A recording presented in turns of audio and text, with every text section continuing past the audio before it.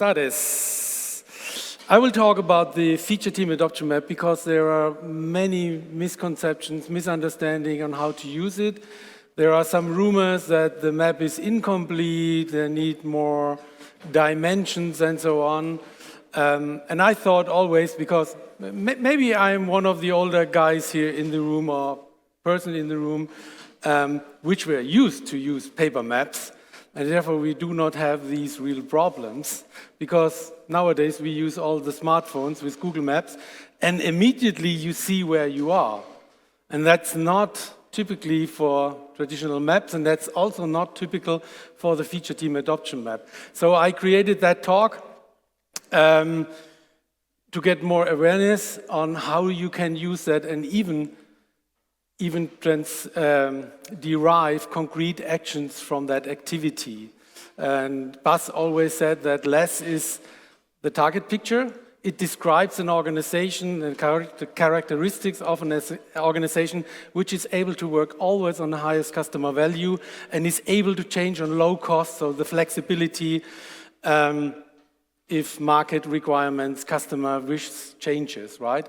And so that's the target picture. But the feature team adoption map is a tool where we take the actual situation of an organization, where they are, and then we help these organizations to get step by step towards feature teams. And I think that's not the secret. We prefer bigger steps. Right, so let's go in there. I will talk a little bit about the purpose of maps, because we somehow have forgotten that. Then I will talk about the feature team adoption map on different scales, what that means. And I give a concrete example about Microsoft, but that's exemplary. I will say that maybe many times.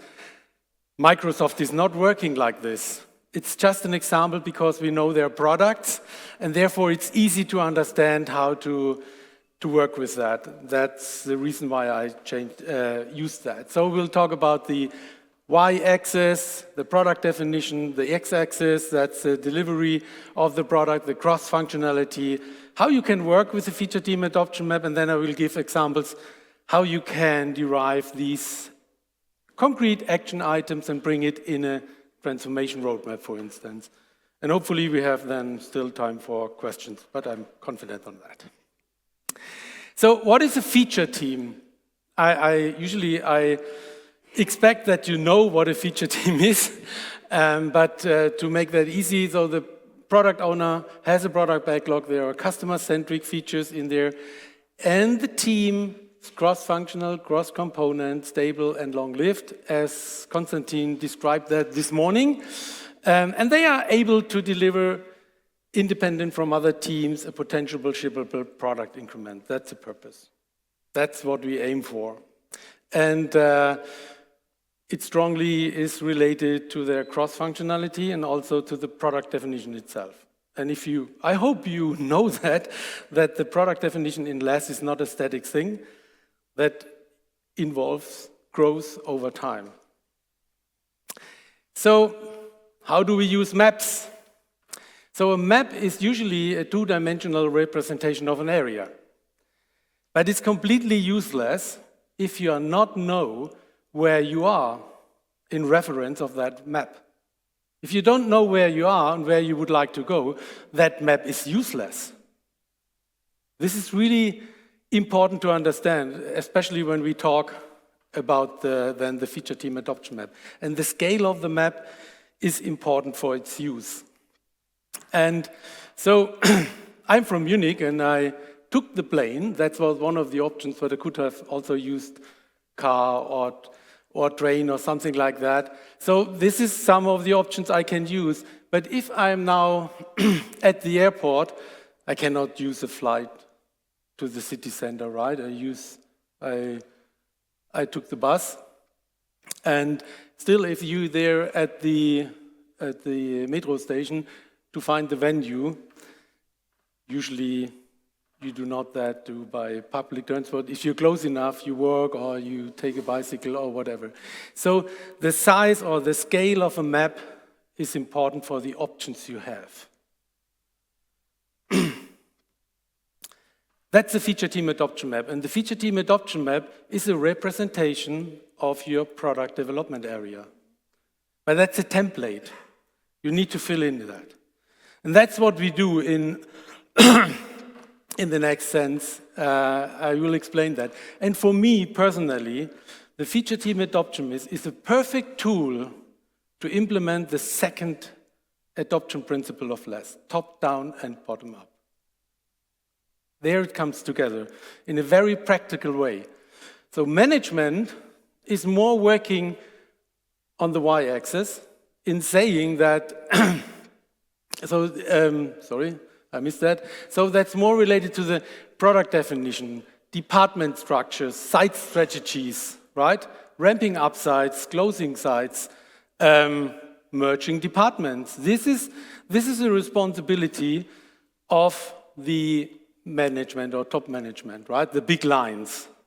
But that's not let's say, not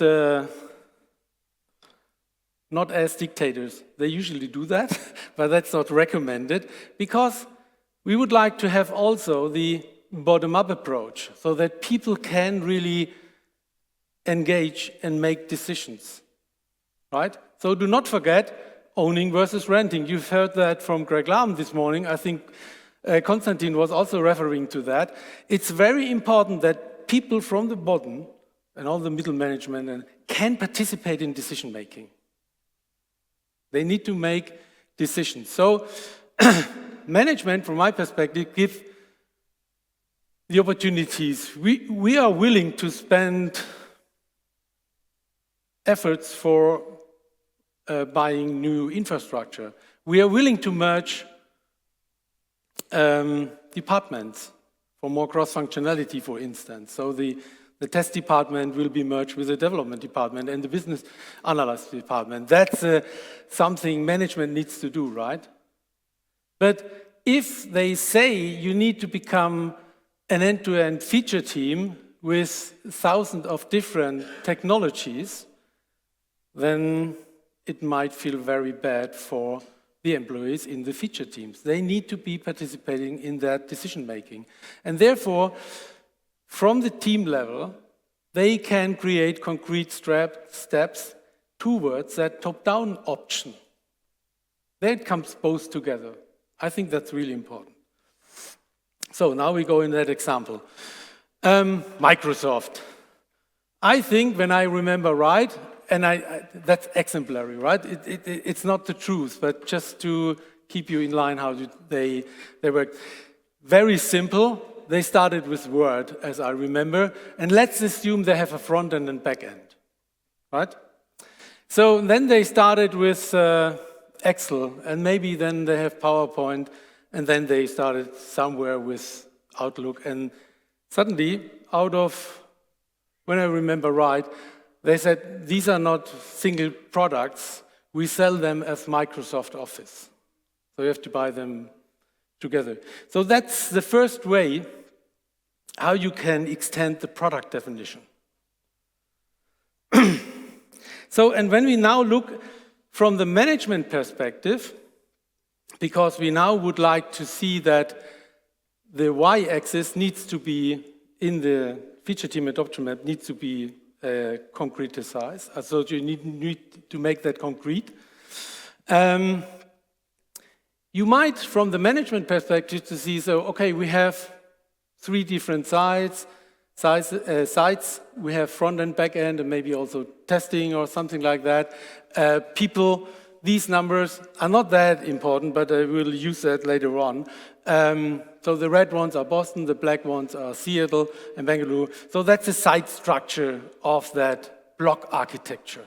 And that's the management perspective, usually. So from the x-axis, from the team perspective, they would look very different on their IT landscape or system block architecture. They might think about about their PowerPoint to say, okay, technology, what kind of technology we use, what's the code coverage or test coverage quality, what's the complexity. There will be much more, just for simplification. They see from the technical perspective on their on their IT landscape or on their system block architecture. So we go back to the y-axis. So we have that these are components. I can already go there. So that's the stuff there. You see that as a component. So we have front end, back end, front end, back end. Very simple. But on the sub-product level, we would say, okay, we have PowerPoint, Word, Excel. And from the product perspective, we would have here Microsoft Office. The problem is that this is not a real product. You cannot use that, right? So unless we extend the y-axis of the feature team adoption map towards the whole system, you can only use Microsoft Office maybe if you have cloud services with Microsoft 365, or you can use it on a Mac, but then you need also the iOS system and you need a Mac, or maybe on a Windows laptop or PC, you can do that. And we would like to extend the product definition and the scope of work until we solve the problem of our users or customers, and that in that case would be organized office work. So if we go to the x-axis, looks a little bit different, but you know that we would like to have a potential shippable product increment after every sprint, right?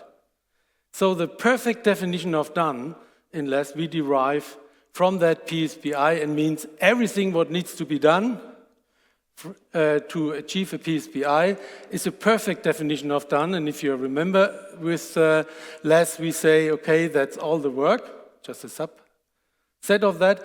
The definition of done is, the perfect definition of done is the addition between the definition of done, what a team can really achieve, and maybe there is undone work, so we separate that. This is something where we measure the team, so the team can measure themselves about that if they do that. But there's also something to do before we ship, usually, and we would like to make that going towards 0, then we would have a perfect definition of done.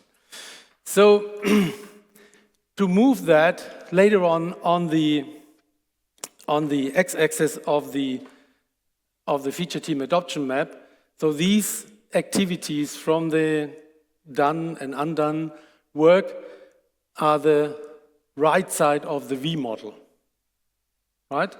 And we enrich that usually with all the stuff we do before we go into the sprint.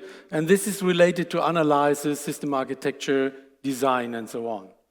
So we bring them together like in the V model, put them together, and bring it then on the x-axis.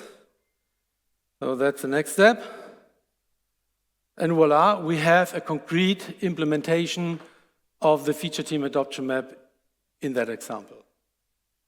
So now we need to see what are our borders. So we would like to make that as broad as possible, the product definition. But unless that's an empirical process, that's an empirical approach, we are not idiots. We also see what's practical. And usually, if you reach your company border, then it's outside of your responsibility. And maybe if we would have here a team in Microsoft, they probably would not work on a Mac environment, right? So we cannot take that into our product definition. So we were internally, and maybe that's abstract at the moment, but that could be our company border. I think that companies working with browsers, or with public interfaces, penetration tests might be never part of a feature team, right? So that's the broadest possible product definition we can think about at the moment. It's nice to know that, but Tesla is an example that they can also extend their product definition across the company border. And they did that several times. I remember that they did that when they found out or became aware that the electric battery in a car, in an electric car, is a key asset to be successful. They extended their product definition by buying the market leader for these batteries. Just as an example. So top management can do that. So then, that's the first step. The second step, we thought, make it broad. Then we go a little bit restrained questions there. And then it's also important, who is the sponsor of our transformation? That's really important. So this is the organizational design. We have a CEO, head of office, head of Windows, head of Word, head of PowerPoint. If that guy, head of PowerPoint, would be our sponsor, we need to limit our maximum product definition to something which is related only in PowerPoint. So we only can, maybe in that sense, so that would be the company border or the organizational border. So we might merge or bring these teams together, but it's not possible to extend the behavior of the organization or the feature team scope towards Word, Outlook, and so on. If you would like to do this, this guy needs to be your sponsor, right? Because he can decide, okay, we merge these departments, for instance. So the sponsor of your transformation can also limit the possibilities of your breadth of the product definition. That you need to be aware. So if it is, the border is much broader, and maybe you can also go for the full, let's say, Microsoft Office Teams. That could be something you think there. So these are the possibilities. You need to be aware on these borders. And then you select maybe one team. You can do that with multiple teams. It depends on with whom you are talking about. Just as an example, I take that feature team, that component team for the front-end development. So they are here, they just work on that component, and maybe they only code. Just as so they have outside business AI, they have maybe an external architect who breaks down the technical stuff for their component, and maybe they do not testing. Let's say that way around.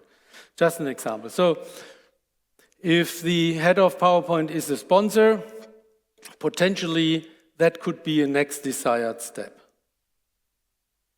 Then the product would be PowerPoint for that organization, and we would aim for a team which can work end-to-end in that sub-product of PowerPoint. Whenever it comes something into the PowerPoint backlog, in that sense,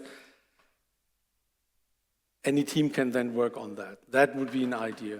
A second option, which might be more desirable, just as an example, a spell checker. I'm not sure if you are aware on that, but spell checking, grammar checking, and the visualization of these kind of failures somehow differs between these tools, because clearly they are working in different products. So, but you could also say, okay, we would like to have something, a feature which is maybe more consistent across these sub-products. So for that you need the sponsor from head of office, because you would like to merge these kind of departments. And that feature is just one example, right?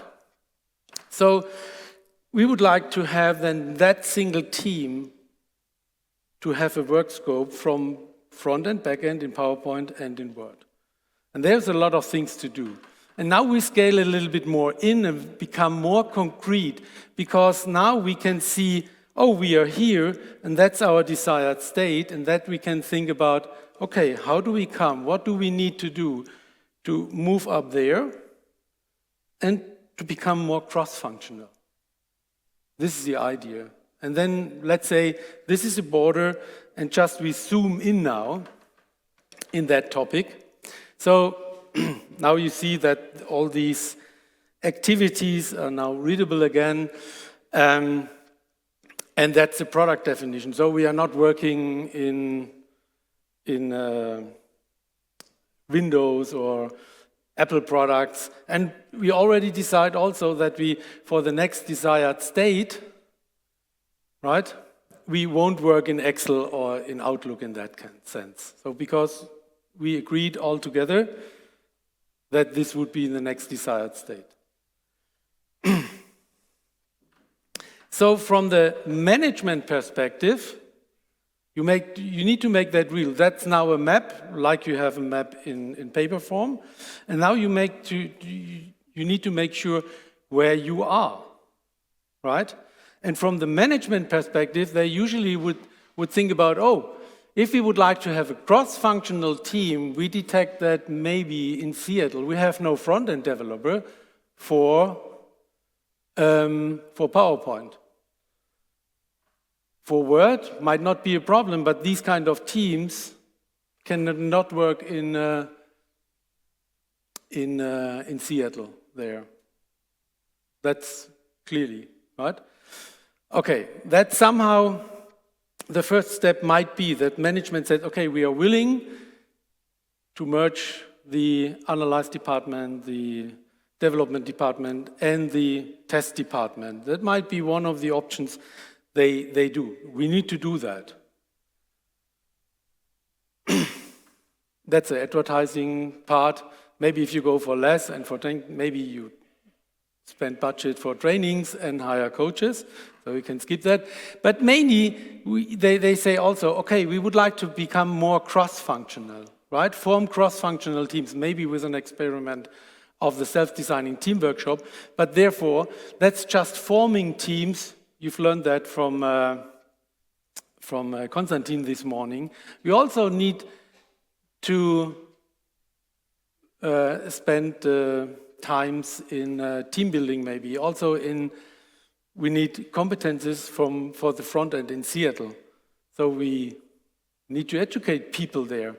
And what's also important, so if you remember the 5-star model, it's also important that you work on your reward model as well. Also, these kind of things will be derived. That's very simple here, but you need to detail that. And usually, when we do that in product definition workshops or in transformation workshops, then we would also think what kind of career models we need, what kind of education we need. That's what kind of team building we do, so that we can have concrete numbers also for required budgets, right? And since management is in the room and talking to them, they can even then get aware on what kind of budget they need. So the second perspective is now from the developer or from the team perspective, and they bring also their ideas in, and maybe they say, yeah, that might be nice that you have provided that option that we go in doing the deployment or something, but we cannot do the deployment because it's a manual task, right? These kind of things will be then here named and addressed here, maybe with Post-it to say, okay, if we would like to become more cross-functional across the whole stack, we need to reduce complexity. It's not a good thing that we have multiple technologies, maybe, right? And maybe one of the feedbacks from the developers are, hey, we need to get rid of that old technology. Let's rewrite, maybe, and that's just an example, let's rewrite the word C++ stuff in Java so that it's easier for all the other colleagues to work also in that component. One thing we ask usually in every training is, have you ever asked how you can apply agile methodologies in your huge and complex organization? And most of the participants say, yes, that's why I'm here. And then we usually reply, that's the wrong questions. You need also to ask, how can you reduce and simplify your reduce complexity and simplify your organization so that you can be really agile in instead of just doing that. So very technical aspects here to say maybe we have to rewrite some parts of the stuff. We have to train people in acceptance test-driven development or test-driven development, in refinement techniques. We need to increase the code coverage of some of our components so that feature team has immediate feedback in that. And maybe we do also, because we were treated as single products before, we don't have a shared build pipeline or a shared integration environment. And continuous integration as a behavior where all the teams bring their stuff together and get immediate feedback is a key asset in large scale. That's really important. Continuous integration as a behavior where everyone brings his working results as fast as possible into together with all the work results of others is very important, and therefore you need to set up a shared build pipeline, for instance. So technical aspects are really key on that, to do that. Maybe you do also informed consent workshop of the architecture first, so that you can assume that the front-end guys here have never seen the architecture in the back end, have never seen the back end or the front end of other departments. So usually what we do then is to perform a current architecture workshop where developers explain all to each other the current understanding, the current status of their architecture, so that they have a common understanding there. And of course, if you merge departments, if you merge code parts, if you would like to become more cross-functional, setting up your own build pipeline so that the product comes together, you might benefit from a speculative design workshop where people think about the next steps in changing the architecture, right? This is really key. So this is just a subset, very simple, but usually when we do that for 2 days, a product definition workshop, or working with the feature team adoption map, you can see the bigger the organization, the bigger the landscape, the more aspects of the technology are relevant to the teams, and they know that usually. There's a lot of work to do, a lot of work to discuss, making concrete action item out of that, and also think about what will be the costs, right? And if you have done that, the very nice thing about that is, with what would you start? You cannot do everything at one time, right? So, and one thing is that what we usually do is then deriving something like a transformation map. And that's relatively easy to do there. So, you think about, okay, what do you need on the organizational level? Maybe that's the part where the management, the top management works on that. And then you have the concrete ideas and items. Usually it's much more than you see here, right? You need to be aware on that. That's fully crowded, many post-its, but if I would do that, that would superflow that. So maybe you start then with increasing the test coverage, so that teams start to get more comfortable to work on that. That's trivial one. Okay, you need to hire people, you need to merge the departments. By the way, if you decide that you merge departments, and usually the number of departments will be less than before, you need also to think about, what I'm doing with these kind of managers. Especially if you have maybe applied Scrum with team product owners before, and then you go to less, and then you might think also about, what I'm going to do with these so-called product owners, right? And that's also part of the strategy. Less is sometimes seen as quite strict and formula, so that, form departments, merge departments, get rid of these unproductive roles. And but for me, less is really the most people-valuing approach ever, because all that I showed you is made by the people. Management offers options. People make the decision and requesting help from management, and they are part of the decision-making process. This is important.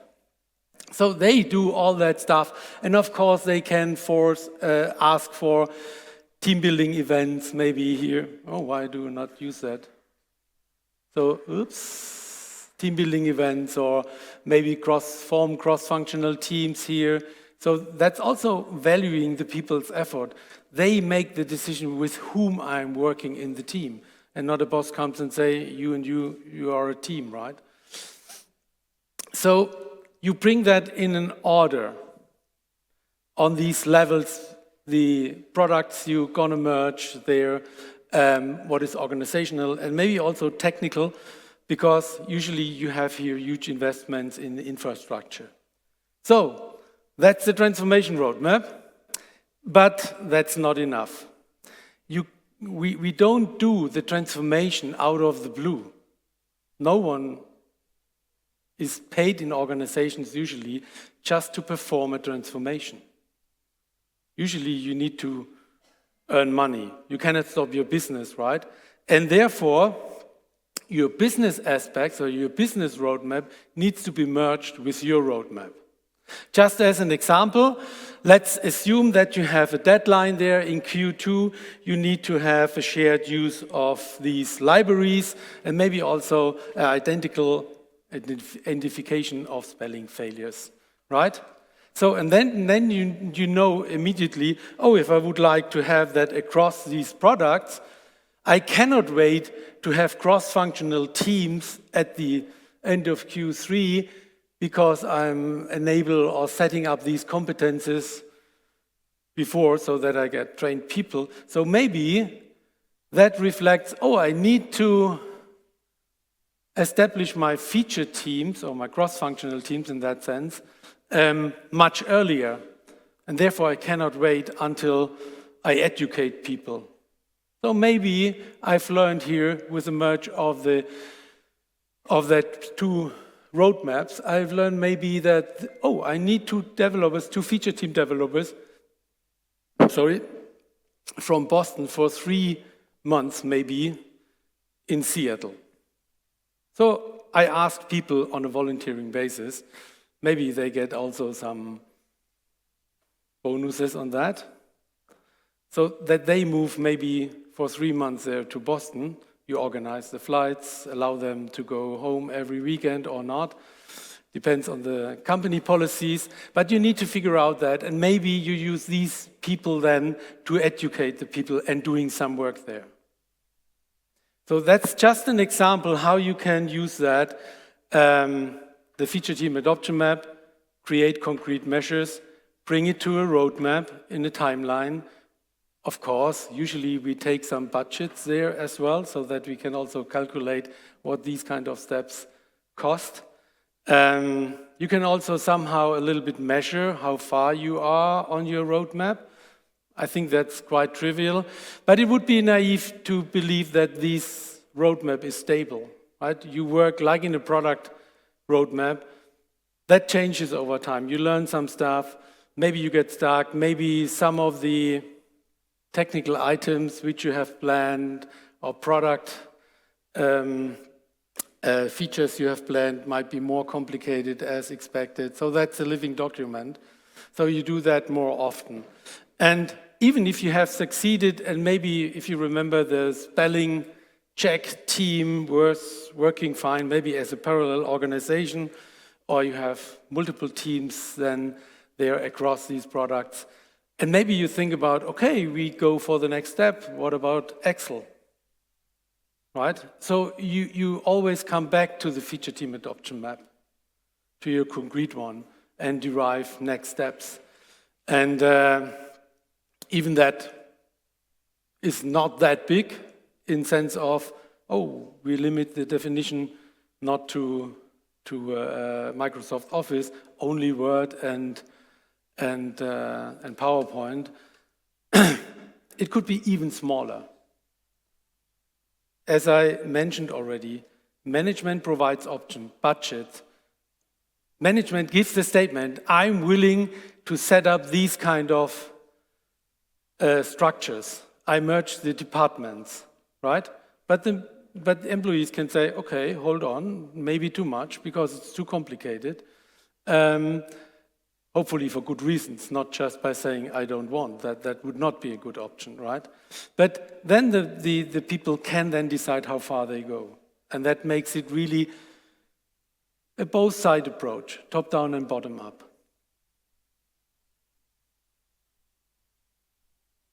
Do you have questions? If not, we repeat. I think there are a lot of problems. We repeat the technique from Konstantin this morning. I give you 3 minutes. Think about in your team what kind of problems you see if you apply that in your environment, and then we will talk about these questions. Okay? 3 minutes?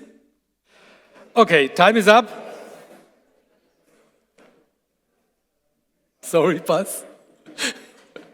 So, there is a question. Do we have microphones?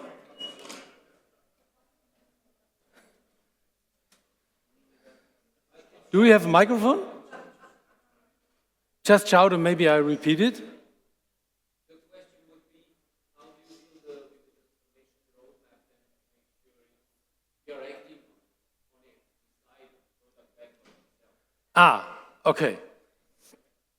So this is a very nice question, I guess. So the question for those who might not have heard that, how do you deal with the transformation roadmap to make clear that there is progress on, right? That they work on that. Because there's a product backlog, which the product owner prioritizes that, right? And maybe there will be something forgotten in the product backlog.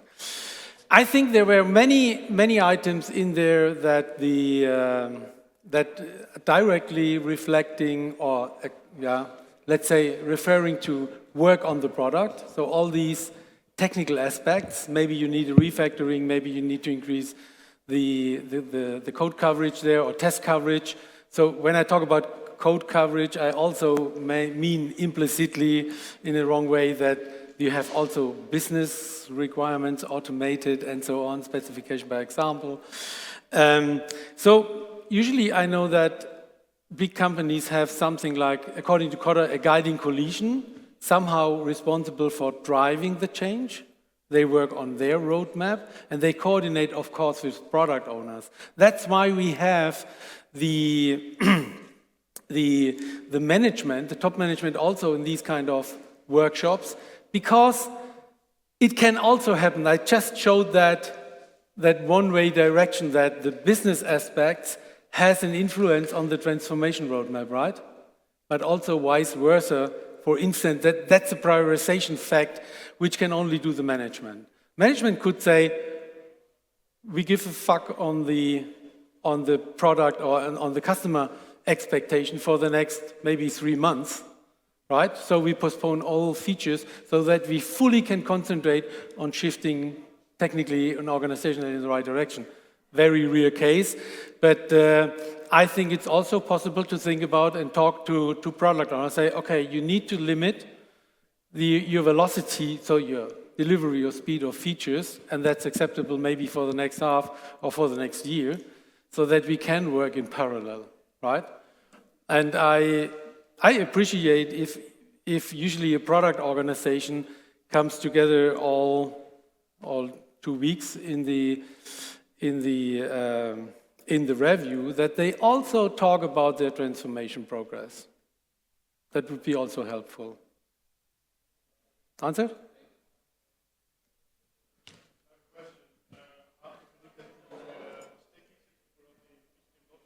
Yeah. How and with whom did you define those? Oh, sorry. Do I have to repeat it? Oh, sorry. So you had the feature team adoption map with the stickies, like the intermediate goals. How and with whom did you define those? Everyone in the room can define those. That's a general aspect. So management maybe says, I've understood that perfectly, I will merge these departments. That could be one of the stickies. And then maybe one of the manager of these departments are saying, hey, stop. What's going to happen with me? Right? So we need to clarify what will be next for these kind of managers. And developers say, oh, that's nice that you do that, but if you request me not writing only code for front end, I need maybe Angular front-end developer and says, okay, I would like to work in Java as well for backend, I need a course for that. And you bring it on the board. And it's clearly if you're the only developer which requires or requests a Java course, so maybe the management decide, hey, here's the budget, go where? Go there and get these kind of courses. And maybe there are other techniques where you share work, pair programming, mob programming with the teams. There are multiple ways on doing that. But if there are more, maybe they decide, okay, we hire a coach, a technical coach, for maybe half a year, which works with the teams in learning these techniques. But are the teams themselves also involved in these conversations? Yeah, of course. There are top management and people from the team. Remember owning versus renting. I think it's not nice if a manager came into an organization and say, hey, you three guys and you are form a team. What can they decide about that? Nearly nothing. But when I request, if I have more teams and say, okay, you have a bunch, like we did the team building session this morning, no one told you with whom you should sit at the table. And there were multiple options in sitting there. So you decide that by yourself. Right? And that's part of the decision-making process. That's how you experience at the LESS conference how LESS works a little bit. Right? Other questions? Okay, thanks.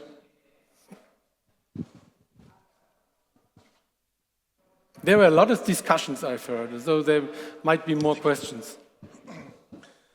So what are the typical top 2 challenges that one can expect when you want to do this for the first time?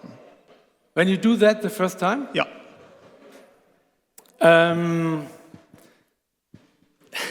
Handling the disappointment of management when they say, oh, we make it broad, we have understood that, we have all the money and would like to do that.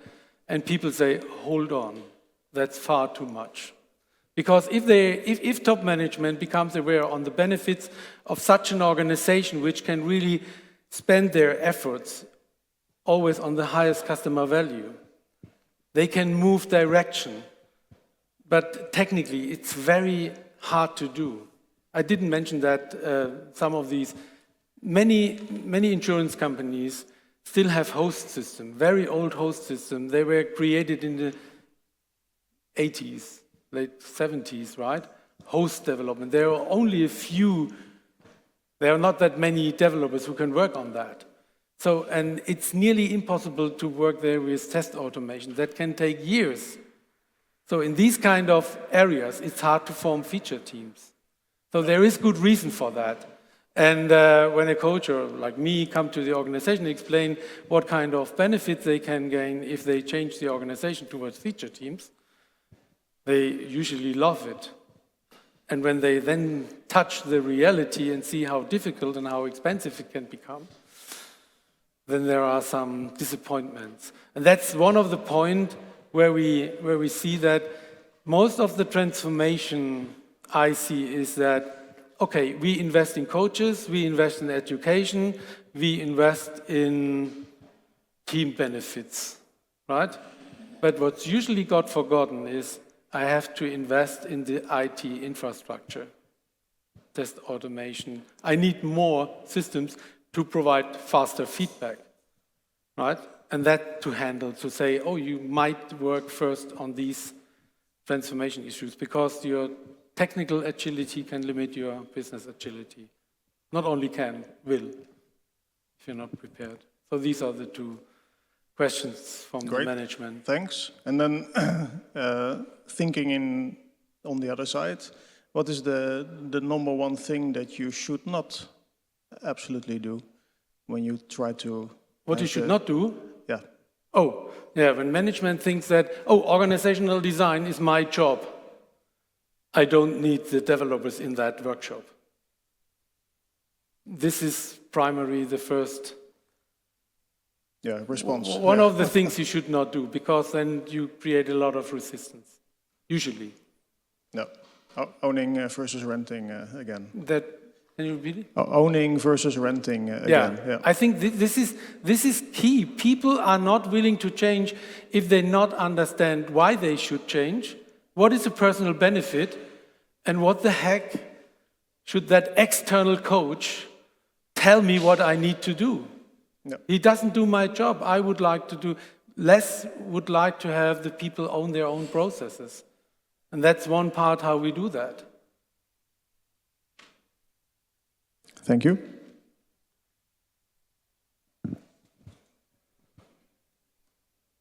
Ben? Is there no question? I'm still here around for the next day. Today, this evening, you might talk to me. Thanks for your participation.